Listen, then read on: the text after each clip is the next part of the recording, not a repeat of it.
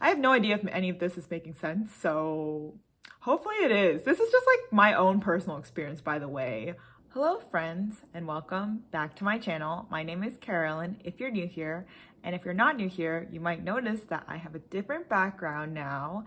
So quick life update. I moved out of my parents' house and I moved in with my boyfriend Christian into a 1-bedroom apartment. So I thought I would do a video on things to know before renting an apartment. And just like a quick disclaimer, I feel like this video is more for people like me who has never rented an apartment before, who has relied very heavily on her parents for a lot of things. Like, if this does not describe your situation, I'm very sorry.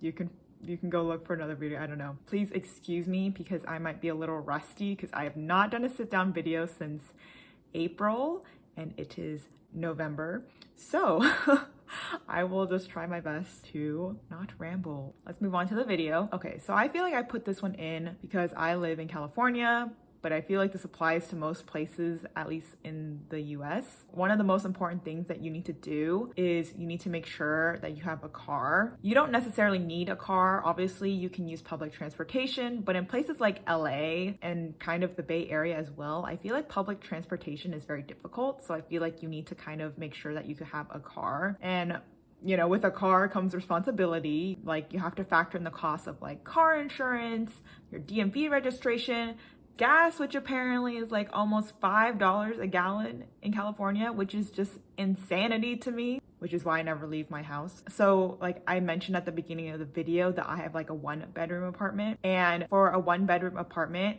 at my complex, they only give you 1 parking spot. So you have to purchase an additional parking spot if both tenants want a parking spot. Like, just to bring a car, I feel like after moving out, it's just like, it's so expensive. Like, extremely expensive. Honestly, I wish public transit was just so much better and I just never had to drive. The next thing that I feel like you need to know is you need to get renter's insurance. And for some reason, I don't ever remember getting renter's insurance in college because I like have lived in a house with a couple of my friends. This apartment building, they were like, oh yeah, you need to get renter's insurance. And I was just like, what the heck is renter's insurance? Because I've heard of like homeowner's insurance because my parents have it, but I was like, I didn't know that you need to get renter's insurance. So the biggest tip basically I can give you about renter's insurance is to shop around, because at first I was using Lemonade for renter's insurance and like my dumb butt was like, yeah, let's add on earthquake insurance because like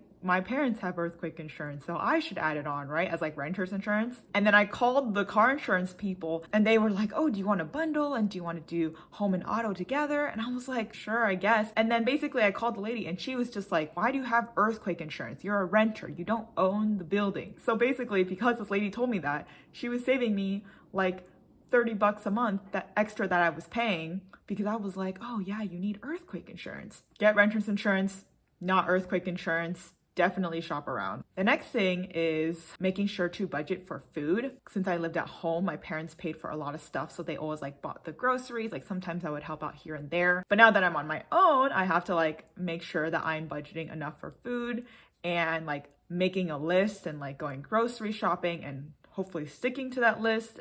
But I buy a ton of snacks. You can't say no to a snack. I would say that like a huge thing is that for me, like moving out of my parents' house, I was so used to not paying rent and not paying much for food. Yes, I was very privileged, I understand. But I would say that when I started moving out and I had to start paying rent and I had to start buying groceries, I was like, okay, I need to like budget this in. I need to learn how to cook. I need to stop going out. So the next thing I want to talk about is basically doing a thorough inspection of your apartment, because your security deposit, obviously you want your security deposit back at the end of the day.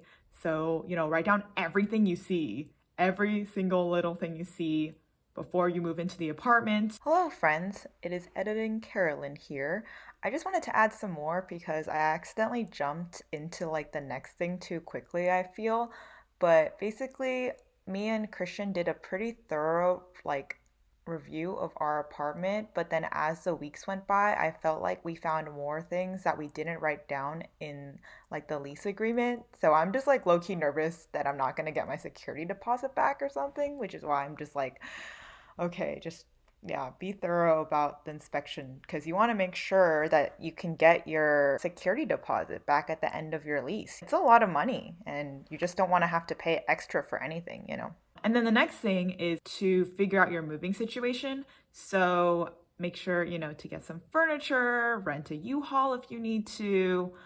I did like a bunch of trips back and forth, like 5 trips back and forth from my parents' place. And I was just like, dang, I wish I rented a U-Haul or something because it would just been so much easier. I honestly got a lot of furniture from Facebook Marketplace. No, this is not sponsored, but basically, I feel like Facebook Marketplace is like a great place to get furniture because it's secondhand. Usually it's gently used and people are just trying to get rid of it, or like at least in the Bay Area, a lot of people have been like moving out.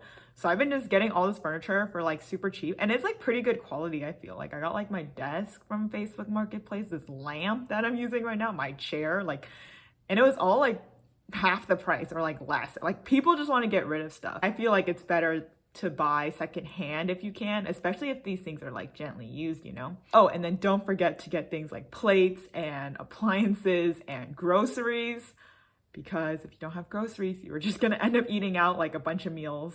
I would say before like, renting an apartment, definitely look at reviews online and look at what people say, look at the amenities they have, definitely do tours if you can. Basically, my boyfriend and I toured 4 different places, but when we saw like the current place that we are at, we were like, oh my God, this one's it. Like, we're totally sold. I think things that I wish I would have asked is like, where is the second parking spot? Editing Carolyn here again. I just wanted to add some more information to make this video like as helpful as possible. But Christian and I did a ton of research beforehand to just make sure that we could get all of our questions answered. So a couple of questions that we asked during the process was stuff like, how much is the pet rent? How long will the application take? Is there any income like requirement for renting here? Like what amenities are there? How long do maintenance requests take to get fixed? Things like are they doing like any sort of update to the building in terms of like noise levels or things like that? So make sure to just do a ton of research to get all of your questions answered so that way like you basically just don't get screwed over later. Make sure that things are in your budget. I think they have like this thing that's called like the 50-30-20 rule or something, and like 50% of your income should be spent on like costs that you like consistently pay for every month, so like rent, groceries, insurance, things like that. But I'd say that in terms of like our apartment experience, it was good because like our application only took like 20 minutes and it got processed and we were approved, and like they were just like, all right, pay, sign, all right, come pick up your keys and come move in. And like so far I've been enjoying living at my apartment. And I know some people might be like, oh, I would love to see like an apartment tour and things like that, but I am honestly just not going to put that on the internet because I don't really think that people should know where I live. So I'm really sorry, but I will not be doing an apartment tour.